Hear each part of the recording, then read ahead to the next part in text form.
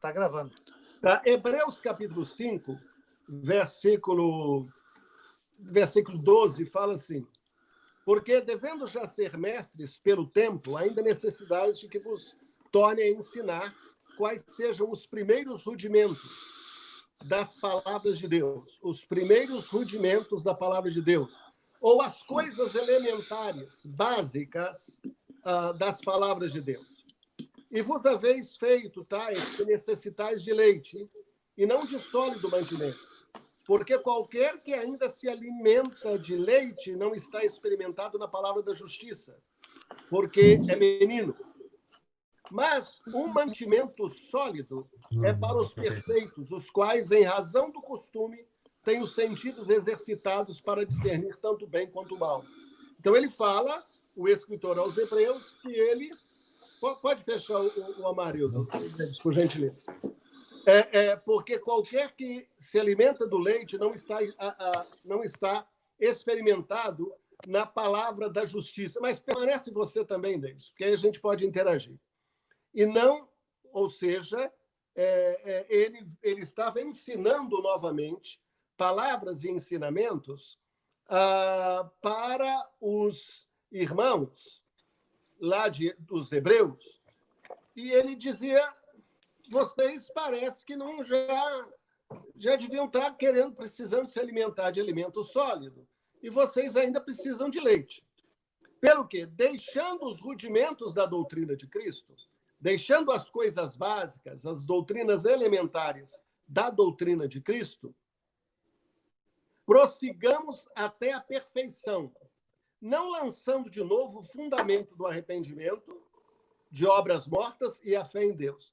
Que rudimentos são esses? Que ensinos básicos, por exemplo, o Denis, que está começando agora, deveria ter?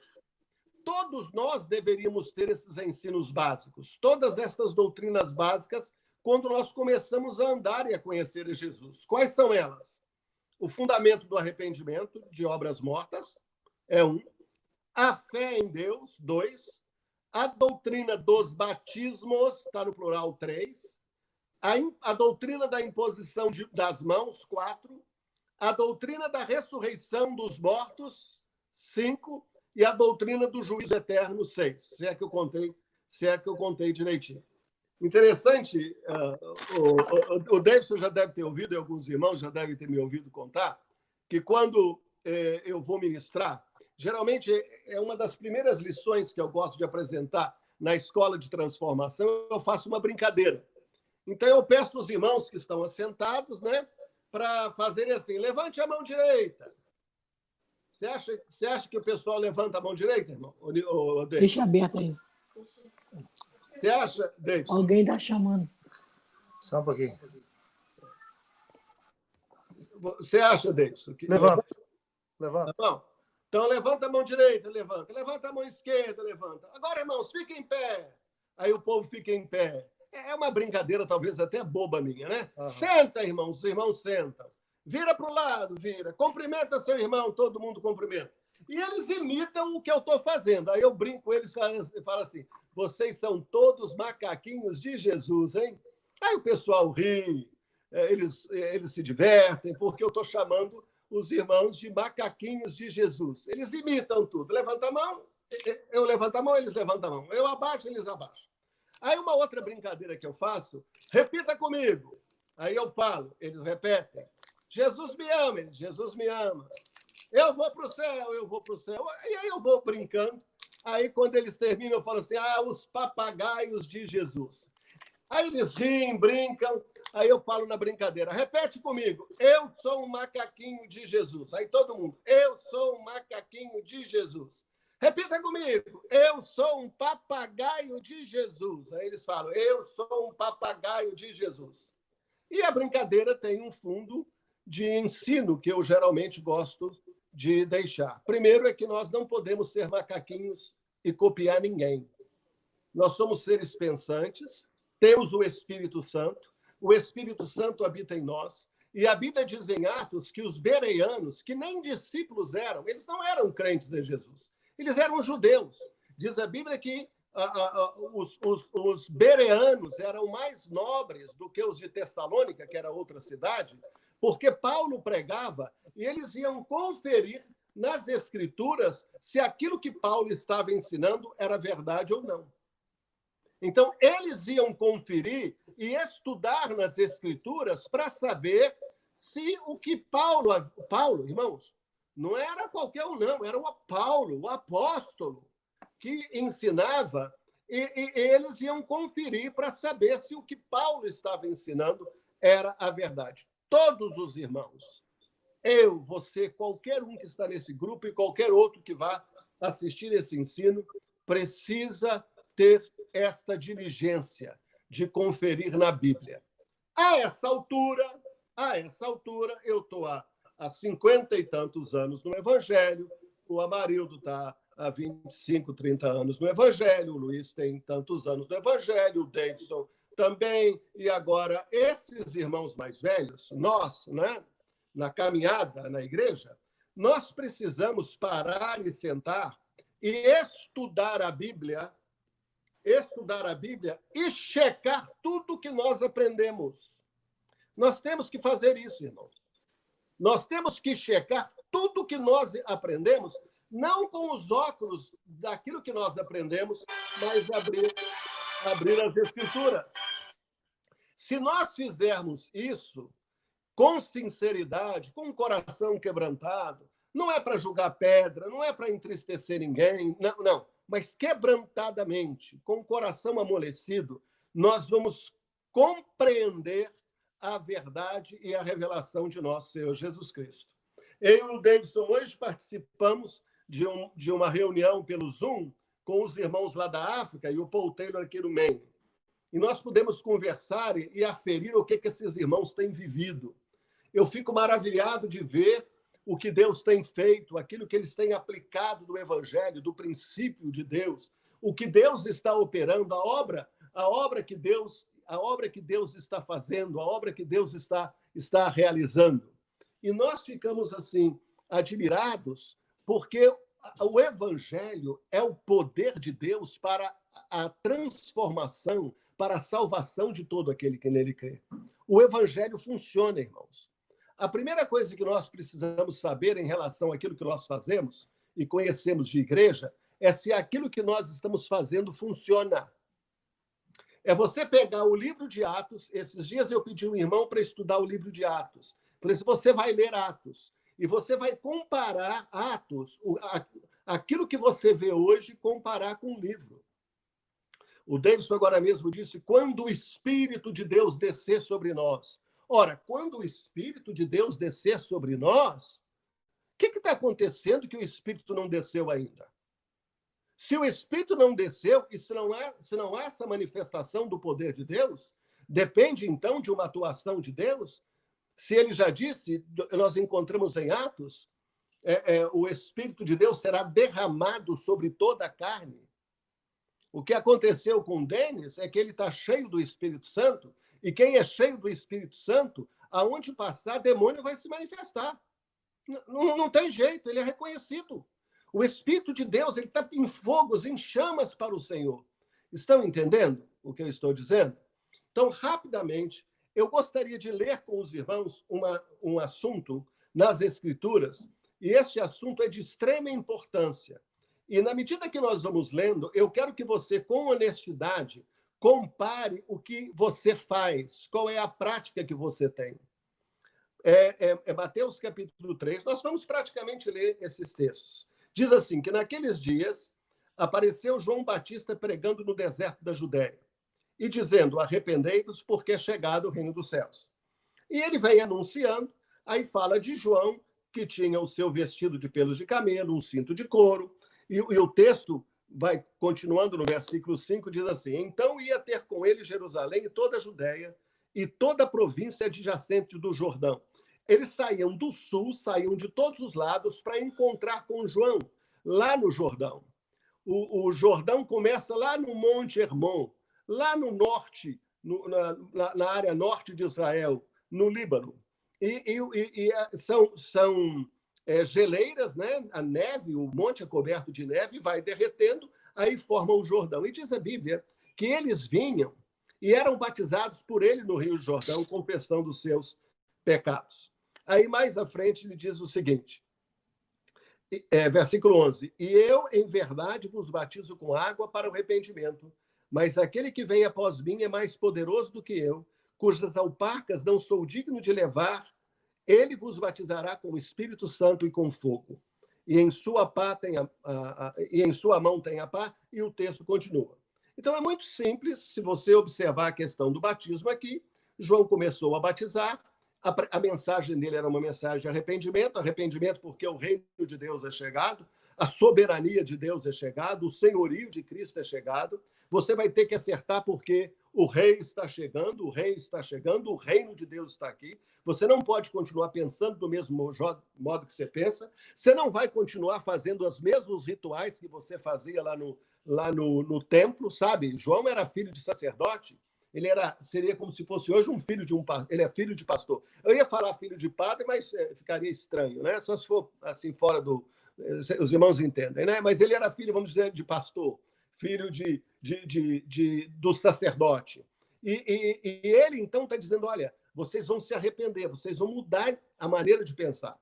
Vocês não vão adorar mais, vocês não vão sacrificar mais. Vocês estão acostumados a ir no templo todo ano, vocês estão acostumados a seguir um monte de rituais. Ora, isso não vai continuar do mesmo jeito.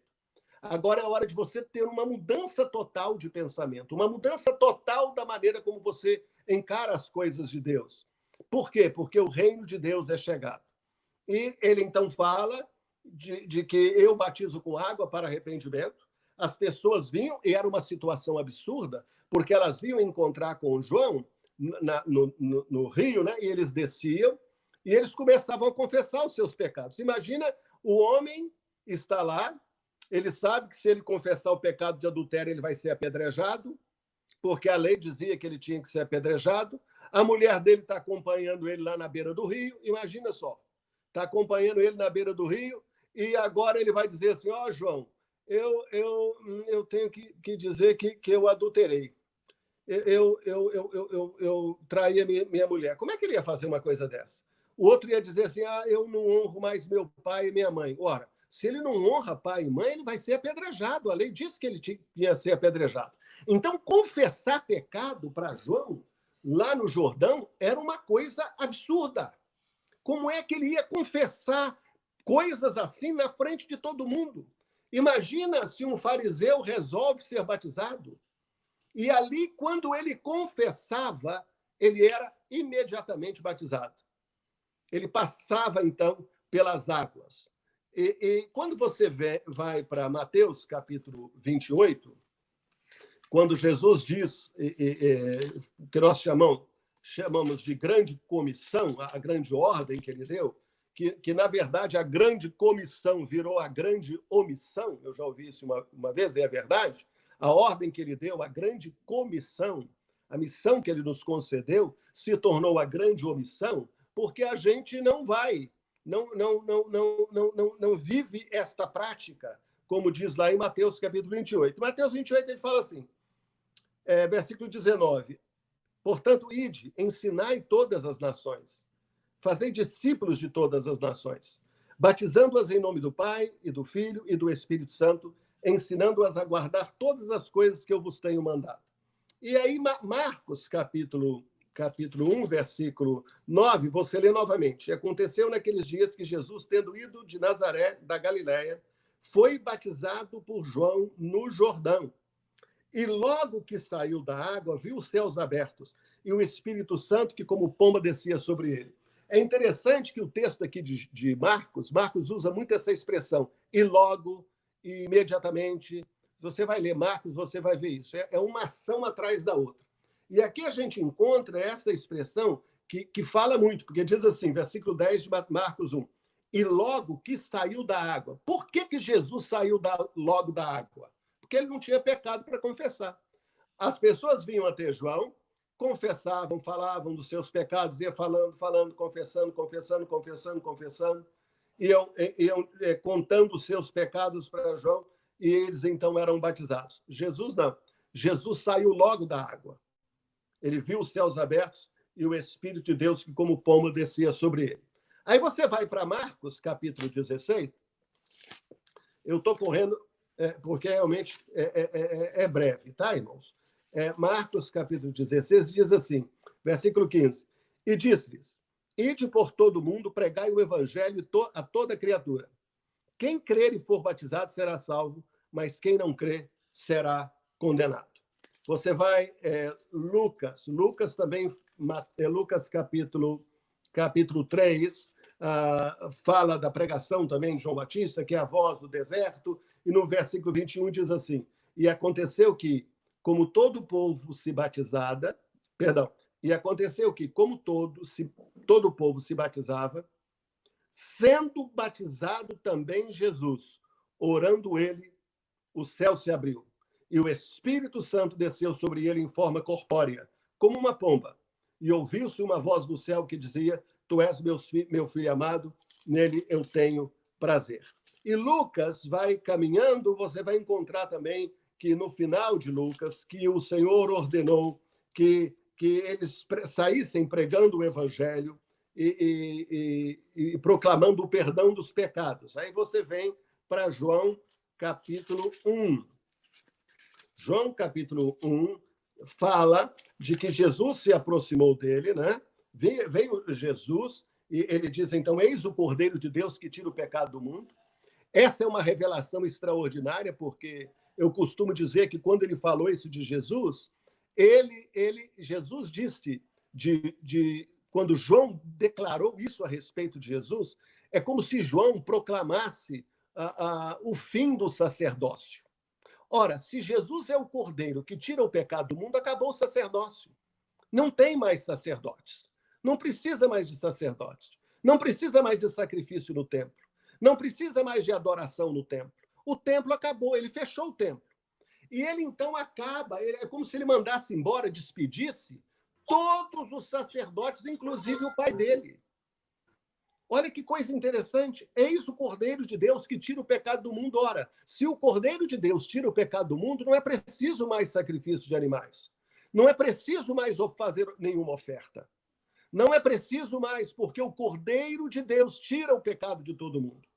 E aí você vai caminhando e chega em Atos, capítulo 1. Atos, capítulo 1, você vai ver novamente Jesus falando sobre João, não é? Versículo 5 diz assim, porque, na verdade, João batizou com água, mas vós sereis batizados com o Espírito Santo não muito depois desses dias. A minha ênfase aqui é no batismo nas águas. Mas ele colocou o batismo paralelo ao batismo com o Espírito Santo. E aonde está isso? Em Atos, capítulo 2. Em Atos, capítulo 2, versículo 37, o apóstolo Pedro, eram 120 no cenáculo, o Espírito de Deus desce sobre eles, a multidão corre para ver o que estava acontecendo. Pedro, então, proclama o evangelho do reino, e diz a Bíblia no versículo 37, e ouvindo eles isto, compungiram-se em seu coração e perguntaram a Pedro e aos demais apóstolos, que faremos, varões e irmãos? E disse-lhes Pedro, arrependei-vos, e cada um de vós seja batizado em nome de Jesus Cristo para perdão dos pecados, e recebereis o dom do Espírito Santo.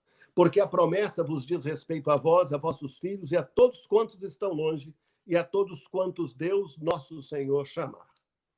E no capítulo 8, nós encontramos a experiência de Filipe, que foi levado por Deus a encontrar-se com o eunuco lá da Etiópia.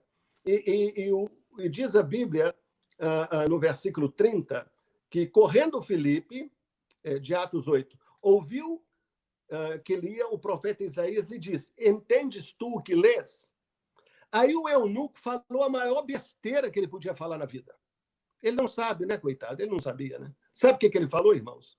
E ele disse, como poderei entender se alguém não me ensinar?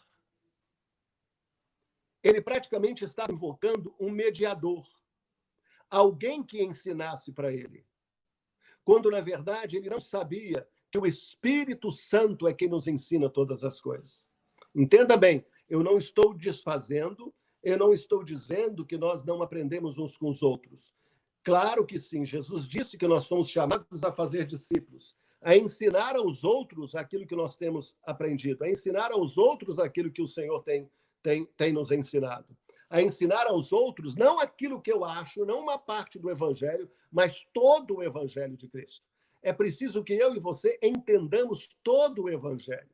Eu ouso dizer que a maior parte de nós entende um Evangelho parcelado. Um passou pelo meio batista, entende segundo os batistas. O outro passou pela Advec, entende o Evangelho pela Advec. O outro passou pela Igreja Metodista, entende o Evangelho pela Igreja Metodista. O outro passou por todas estas escolas e ele começa a pregar o Evangelho, não o Evangelho de Jesus, que ele aprendeu diretamente com Jesus, mas o que ele aprendeu de acordo com as suas tradições. E o que o Senhor nos desafia hoje é que nós venhamos a conhecer ao Senhor Jesus e aprender com ele. Ele disse: vinde a mim, todos que estão cansados e oprimidos, e eu vos aliviarei. Tomai sobre vós o meu jugo e aprendei de mim, que sou manso e humilde de coração, e encontrareis descanso para as vossas almas. Nós somos chamados a aprender com Jesus. Sim, o nosso irmão, a nossa irmã, nós vamos conferir com eles.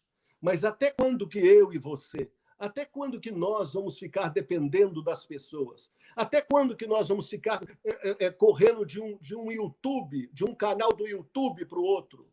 Até quando que nós vamos continuar pulando de um pregador para outro, para aprender aquilo que o Senhor Jesus mesmo quer nos ensinar? Até quando? Nós precisamos tomar uma decisão de aprender com Jesus, de abrir a Bíblia e estudar a palavra na nossa relação com Deus. Claro, nós vamos depender dos outros irmãos. Os irmãos estão me ouvindo agora. Mas o que vocês estão me ouvindo não é para vocês aceitarem. Sim, o pastor falou, ele é muito abençoado, ele tem dom de revelação. O fogo de Deus se manifesta quando ele ora, quando ele prega. Isso tudo é maravilhoso. Eu não estou desfazendo disso, mas é sua responsabilidade de cada um de vocês abrir a Bíblia e verificar se aquilo que eu estou ensinando é verdade ou não é verdade. Gente, que coisa melhor do que isso, do que eu estou propondo? Não tem nada melhor do que isso. Ah, não tem. Eu acho que não tem. Eu propor que você tenha a sua experiência com Deus? Eu propor que você busque a Deus? Sim, o Felipe, ele explicou, a partir daquela escritura que ele estava lendo, ele explicou o eunuco. Aí diz um texto, no versículo 36, e diz assim: e indo eles caminhando, chegaram ao pé de alguma água, e disse o eunuco: eis aqui água, que me impede de ser batizado? Se eu perguntar para um pastor batista, ele vai dizer assim: você tem que passar pela classe de escola bíblica, você não pode ser batizado. Se você perguntar, na época que eu era lá pastor da Igreja Nova Gamileira, em Belo Horizonte, eles tinham que passar na classe, a gente chamava isso, a classe de catecúmenos. O que é isso? Catecúmenos. Até o nome é horrível. Catecúmeno é gente que são os primeiros iniciantes. Ah, se você passar pela comunidade evangélica de Cisneros, vai ter que fazer um treinamento. Se você passar pela igreja aqui, a comunidade evangélica, você também vai ter que passar por uma classe. Eu quero desafiar você, até quando vocês vão obedecer à doutrina dos homens? Eu não estou dizendo para você se revoltar no grupo que você faz, que a partir de agora você vai se revoltar, que você vai se levantar, não, agora eu vou seguir a minha cabeça. Se você fizer isso, você é pior do que aquele que não está seguindo a palavra de Deus. Você se torna um rebelde. Mas nós precisamos entrar num consenso. Quando alguém me pergunta assim, alguém conversa comigo, eu sou da igreja tal, você está lá, você tem que seguir as regras da igreja onde você está. Você tem que seguir. Você não vai criar problema lá. Você não vai trazer confusão lá. Mas os pastores, os líderes, os presbíteros que me ouvem, eu quero desafiá-los a romper com as tradições. A romper com as tradições. A não seguir as tradições que vocês têm guardado ou que eu tinha guardado. Sabe por que eu falo isso com segurança? Porque eu rompi com as minhas. Eu desfiz todas as minhas tradições.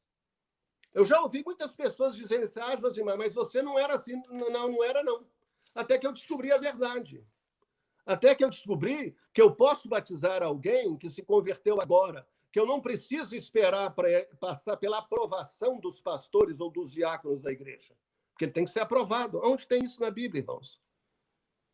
Aonde tem isso na Bíblia? Eu tenho conversado com uma irmã muito abençoada que eu aprendi a amar e ela está querendo aprender. O jeito dela fazer igreja não tem na Bíblia. O jeito que ela pratica a igreja, que ela acha com toda a sinceridade dela, não tem na Bíblia. Isso não é jeito de fazer igreja. Igreja é outra coisa, irmãos. Para começar, a igreja não pode ter confusão. Igreja não pode ter briga.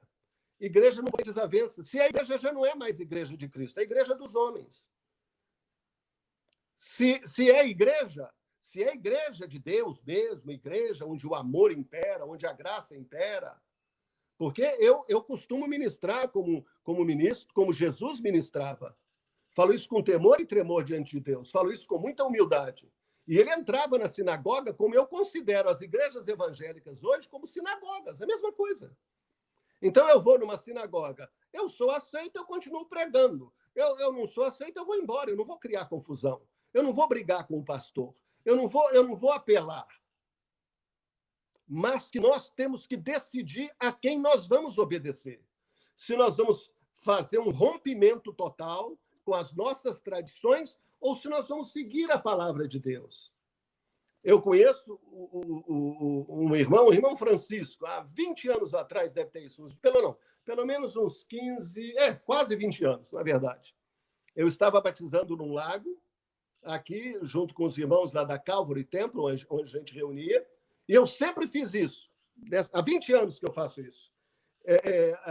Estava batizando algumas pessoas e eu ministrei o evangelho, ministrei o arrependimento, ministrei algumas doutrinas básicas que eu li lá de Hebreus.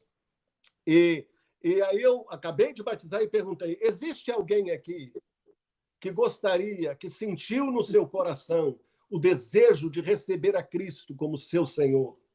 O desejo de seguir a Jesus todos os dias da sua vida. Há alguém aqui? Ele estava sentado numa pedra com a esposa. Ele pulou na água e falou assim, eu quero Jesus. Eu quero Jesus. Eu simplesmente o chamei e o batizei em nome do Pai, do Filho e do Espírito Santo. E ele está firme e permanece até hoje. Aí alguém me disse assim, mas como é que você pode ter certeza de que ele ia ficar firme, se o que ele estava falando era sincero ou não? Aí eu perguntei para essa pessoa, engraçado, e quantos que já foram batizados, passou por tudo isso que você passou e hoje estão desviados? A fé, irmãos, é pessoal. O relacionamento com Jesus é pessoal. O que eu não posso é quebrar a palavra de Deus pelas minhas tradições. Outra coisa, na Bíblia não tem esse negócio de que pastor é quem batiza. Qualquer discípulo de Jesus pode batizar. Está na Bíblia. Ele deu a ordem, foi para os discípulos dele. Todos os discípulos podem batizar. Aí alguém diz assim, não, mas vai virar bagunça. Que bagunça? Eu queria que virasse uma bagunça santa disso. Eu queria que isso virasse uma bagunça. Você já pensou se, de repente, os discípulos começarem a batizar todo dia alguém na sua casa? Aqui a gente não tem rio, é um frio terrível, a gente batiza dentro da banheira, a gente enche a banheira, coloca o cara meio deitado, igual você fez com a Sara, e batizou.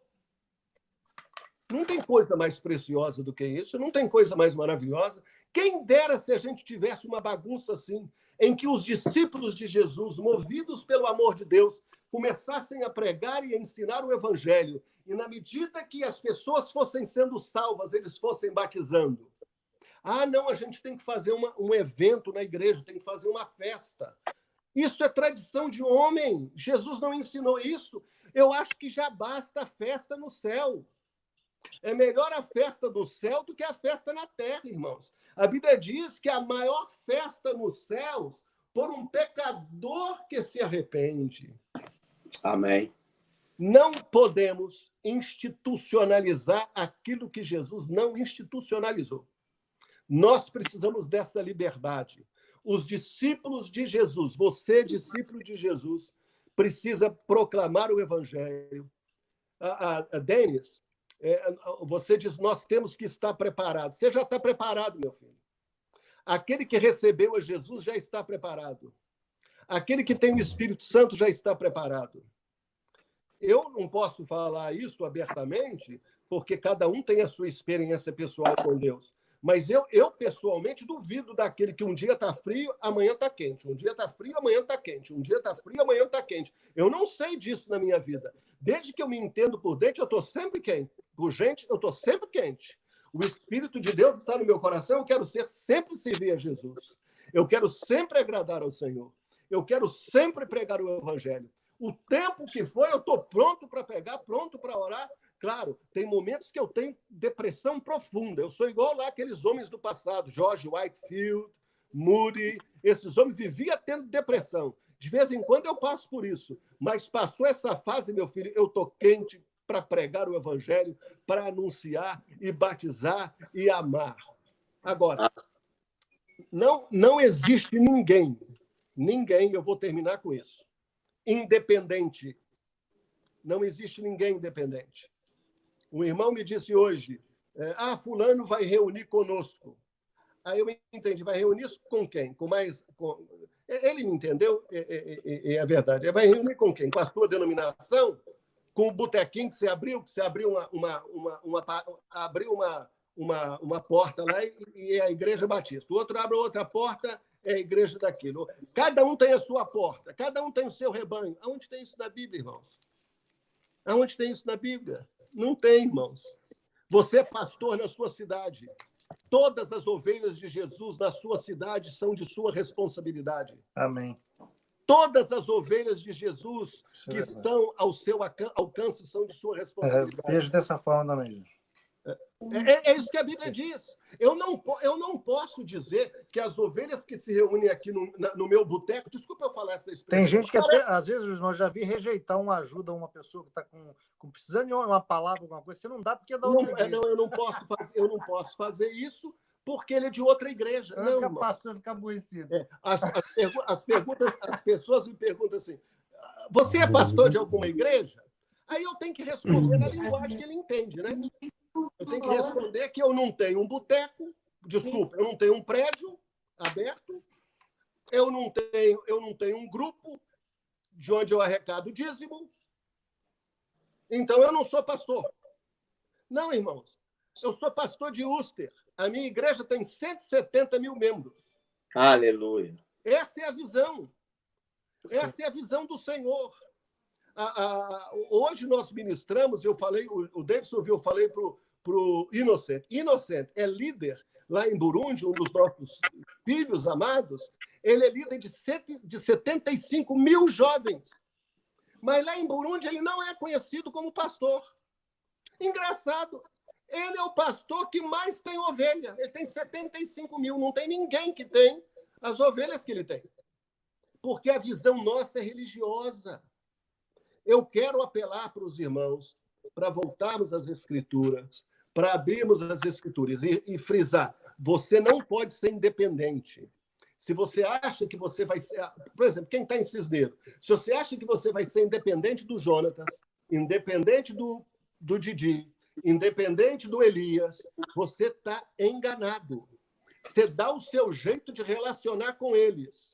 Se você está em Palmas, se você acha que você vai ser independente do Bereta, que você não vai respeitar o pastor Ricardo, que você não vai respeitar o pastor Paulo, que você não vai entender esses líderes da cidade, você está errado. Os homens em Palmas só têm um presbitério. Eles ainda não sabem que são, não. Né? Eles ainda não sabem que são parte do mesmo presbitério, não. Mas é o mesmo presbitério, é um presbitério só. Se nós entendemos isso, nós vamos continuar servindo. Aqui nos Estados Unidos, aqui, o Davidson me acompanha e o Amarildo são os que mais me acompanham nisso. O Amarildo, essa semana mesmo a gente estava conversando. E a gente estava falando como eu trato os pastores, como eu sirvo os pastores. Irmão, tem pastor que não queria me ver nem pintar de ouro, por causa da pregação que eu tenho, por causa do ensino que eu dou. Aí sabe o que eu faço? Eu continuo servindo, eu continuo estendendo a mão. Essa semana nós tivemos um problema em Summerville, que o prefeito de Summerville ainda proibiu as igrejas de abrirem em Summerville, que é uma cidade aqui. Eu tomei a frente, junto com o pastor Marcos Nogueira, que é o pastor da comunidade evangélica aqui, tomei a frente, nós reunimos, estamos batalhando, vai entrar com uma ação contra o prefeito, sempre servindo, eu faço vídeo, eu oriento, eu estendo a mão. Aí, nessa última reunião, alguns pastores viraram e falaram assim: Josimar, eu gostaria de te agradecer pelo vídeo que você fez. Ora, eu não tenho buscado reconhecimento desses irmãos, sinceramente, porque eu sempre fiz sem pensar nisso. Mas é tão bom quando as pessoas reconhecem, não é verdade? É tão bom quando as pessoas sabem que aquilo que nós estamos fazendo não tem nenhum interesse financeiro algum, que eu não quero denominação nenhuma. A quantidade de líderes que eu conheço, eu podia ter uma network de igrejas. Eu agora sou o apóstolo Mor. Eu vou cobrar 10% de cada congregação. Estou fora. Eu quero sossego. Eu quero sossego. Eu quero sossego. Eu renunciei à igreja em 2004, quando o meu mentor falou assim: Josimar, a primeira coisa que você vai fazer é deixar a igreja evangélica. Alguém podia ter falado assim: deve ser o diabo que está falando comigo. Olha, ele está falando para eu deixar a igreja? É a coisa mais linda que eu já ouvi na minha vida, deixar esse sistema. Deixar esse sistema não tem coisa mais preciosa. Sabe por quê? Para que eu possa servir os meus irmãos, independente de quem quer que sejam. Então, hoje, eu sirvo muito mais do que quando eu tinha um prédiozinho para chamar de minha igreja, quando eu podia dizer que as minhas ovelhas, quando, na verdade, ninguém tem ovelha, ninguém tem discípulo. Jesus disse: apacenta as minhas ovelhas. Glória a Deus. Jesus disse: fazei discípulos de todas as nações. Discípulos de quem? De Jesus. Os discípulos são de Jesus e as ovelhas são de Jesus. Amém. Vamos orar. Senhor, eu quero te agradecer por essa mensagem tão despretensiosa, tão aberta, tão clara, tão limpa. Ensina a cada um de nós a depender um ao outro. Aleluia. Não haja nenhum espírito de rebeldia, nem em Cisneiros, nem em Palma, nem em Moçambique, nem em New Jersey, nem aqui em lugar nenhum. Nem em Capiruna, lugar nenhum. Aleluia. Nenhuma rebeldia, Senhor. Que nós tenhamos o coração pronto para servir e abraçar. Mas que o teu povo tenha coragem para romper contradições. Em nome de Jesus. Que invalidam a palavra de Deus. Tá. Que eles ganhem discípulos para Jesus e eles mesmos os batizem. Santo. No nome de Jesus. Aleluia. No nome de Jesus. Amém. Aleluia. Pode fechar, Luizinho. Pode fechar, por favor.